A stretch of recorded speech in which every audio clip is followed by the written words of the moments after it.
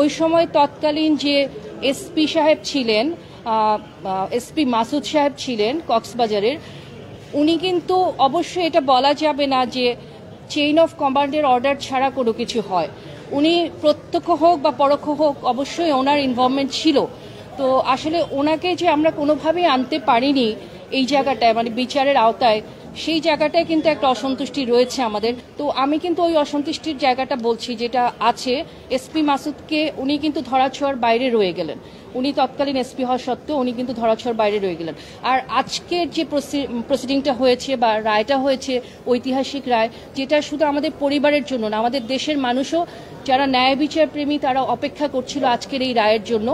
আমি কৃতজ্ঞতা জানাই মহান সৃষ্টিকর্তা আল্লাহ রাব্বুল আলামিনকে। সত্যের একটা জয় বলবো আমি। কিন্তু আমরা এখনো অপেক্ষা করছি এর পরবর্তী ধাপের জন্য।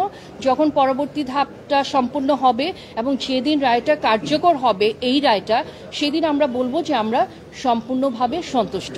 অতঃপর আমি কৃতজ্ঞতা জানাই সবাইকে, দেশের আপামর জনগণ যারা আমাদেরকে সাহায্য করেছেন, মনোবল জুগিয়েছেন, সবসময় আমাদের খোঁজ খবর নিচ্ছেন। মিডিয়া আপনারাও সবসময় খুবই অ্যাক্টিভ থেকেছেন। আমাদের রাওয়ার বর্তমান চেয়ারম্যান স্যার, যিনি আমাদের আব্দুল হক স্যার, উনিও কিন্তু এই প্রসেসটাতে প্রথম থেকেই কিন্তু ওনার ইনভলভমেন্ট রয়েছে।